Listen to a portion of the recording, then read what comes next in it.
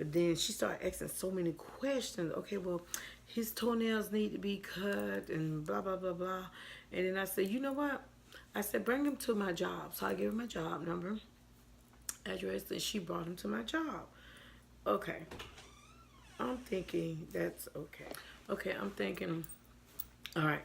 So when she got to me, you know, like she didn't want to give him over to me, she started questioning about, well, his nails need to be cut and blah blah blah blah. I said, hey, I see spots on him, but we know there's allergies. Okay, well, why you asking me?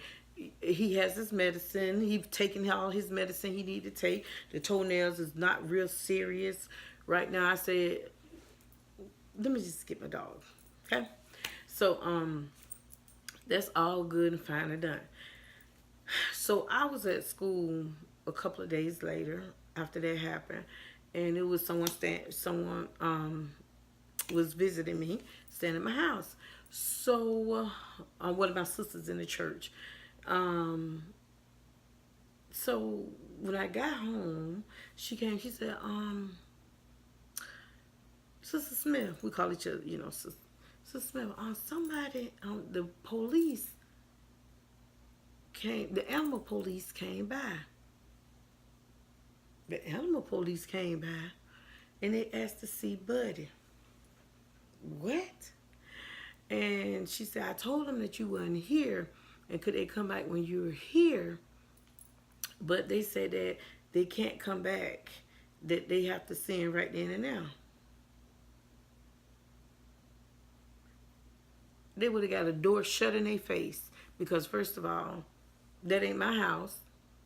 I have no right to bring nobody's pet out.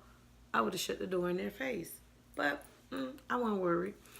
So she said, she put him on a leash and she handed it to him. He was standing outside the door and he took him and he was looking over her, looking over Buddy.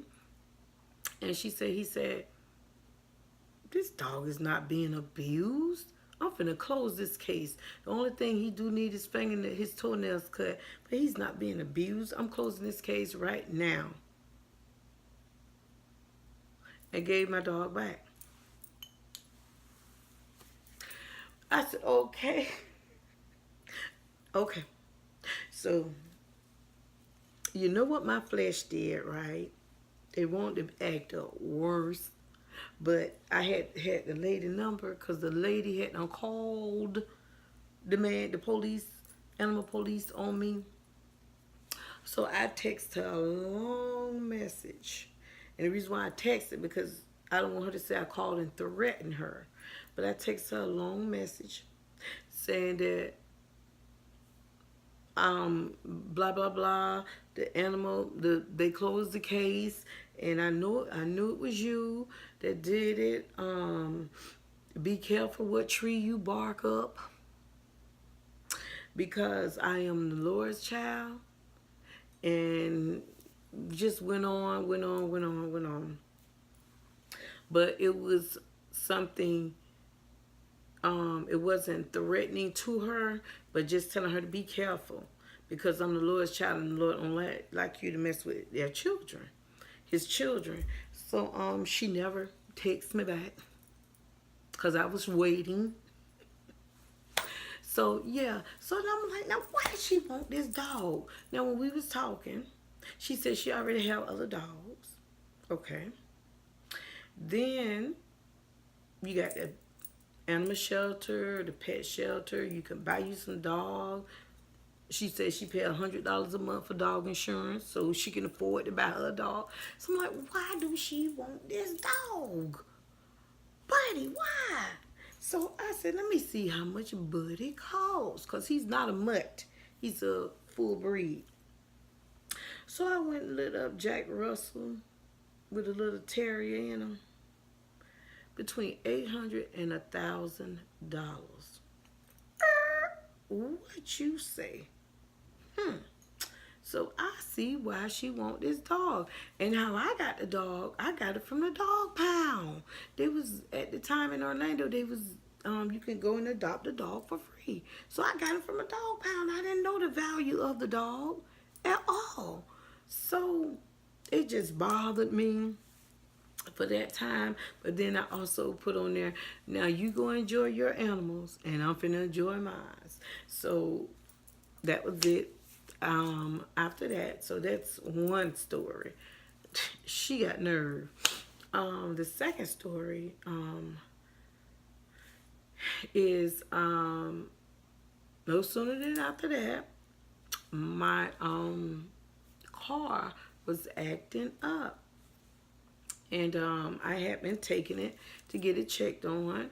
And they would tell me this wrong with it, so I paid for it to get it done. That wrong with it, so I paid for it to get it done. It wasn't much. But then I said, So I went to visit my boys in Orlando, and it acted up and it cut off on me. I'm like, hold up. Now this is supposed to be fixed. So I took it to a place in Orlando. They checked on it. They told me what it was. They told me the amount. I said, no, I'm going to take it back to Winter Haven. And I called Winter Haven. Winter Haven told me a cheap amount. I said, okay. So that next morning, I drove it back to Winter Haven. A couple of days later, I went up there. Well, a few days later, I went up there to take the car. Then they said it was another price. And I'm like, what? Hold up. That ain't what you told me. Then on top of that, they said that, well, we don't have the manpower to fix this. What? That ain't what you told me on the phone when I was in Orlando. So I had to wait a few more weeks driving around. It would cut off on me, acting up. So then Orlando Place had a man that could do it. So I shipped it back down there because I always kept AAA+, something good to have. I always kept AAA+, and I shipped it back down there. And the people told me, so when he told me the price, and it's a place that I went to for years, Tires Plus, and my sons go there, and we have a credit card there. There's one credit card, Tires Plus. I just recently had got it before I moved down here to help my son with his tires, but they have it. So it's something that is always good to have, something I won't pay off and cut up the card or close. I will always keep that kind of card since I have it now. So what was I forgot. So let me think. So I asked the manager there, I said, be honest with me, like I'm your sister. Would you keep this car, or would you pay for the car to get fixed, or would you change it for another car, or just let it go and just get you another car down the road? He said, what year is it? I told him what year it was, and he said, does it have over 200,000 miles? I said, nope. No, I said 1,400 and something. He said, definitely keep that. Definitely. He said, you don't have no car payments, which, yeah, I'm glad of that. No car payments. And it's not even near it's 146,000 miles. And it's a 2002, and it's a Honda Civic. I would keep it. I would keep it. So, I said, okay. So I said, go ahead on and work on it, because I knew I didn't have the money, but ain't no sense of me. The more I drove it, it cut off within 10 minutes. It'll go to the hot gauge, and found out it was a sensor messed up, and I was messing it up. I keep driving it like that, and it wasn't just the water. Was no water, no nothing. It was a sensor messed up in it. So I said, okay, go ahead and fix it. So they fixed it, and the amount of credit that I had on my Tires Plus credit card, I put it on that.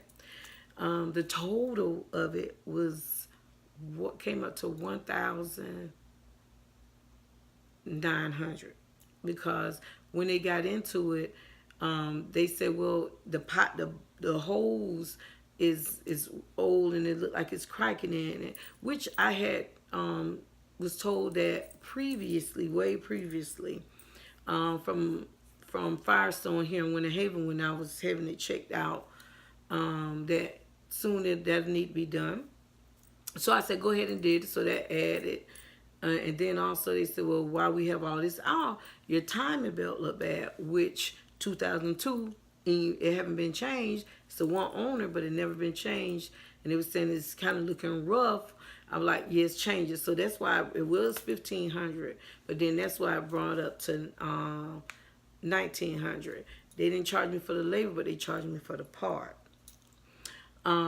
So I put down what I had on my Tires Plus card, and they're letting me be able to make payments. So yeah, I'm back bumming rides, but it's okay because the Lord will make a way for me to get that out. I got to have that car out before school is out, because when school is out, I have classes I got to go to, and another job, tutoring job for the public school during the summer, during summertime. So that's where my income going to be coming from to pay my rent and my bills. So you all keep me in your prayers that I get this car out before May 23rd. That's when our school ends. We got about 14, 13 more days, not including the weekends. So yeah, that's the second story. So I'm back thumbing. But I'm paying little as I get some money, I'm paying it. And the Lord just working stuff out, blessing me. So I'm glad of that. And then the next story is I had got a phone call from when I was at school. And my principal, the assistant principal, said, call your sister. I'm like, call my sister? Why my sister ain't call me? You know, I got my phone on me. So I'm like, oh, God, what's wrong?